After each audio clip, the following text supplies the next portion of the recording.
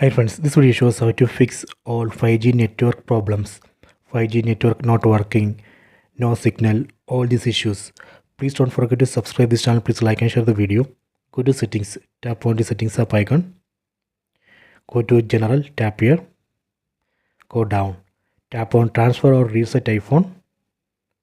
Tap on reset. Tap on reset network settings. Tap here. Enter screen lock password. Then tap on reset network settings. This reset operation is safe. It will not delete any data from your phone. It will not delete your photos, videos, contacts, apps, anything. It just reset only the network settings, including 5G network settings. That's all. Let me tap on this reset network settings. Please wait. Okay, reset operation has been completed. Enter screen lock password. After this reset operation, we can check 5G. 5G should work. So this way we can reset 5G network settings and fix all 5G issues. I hope you have enjoyed this video. Please subscribe this channel. Please like and share the video.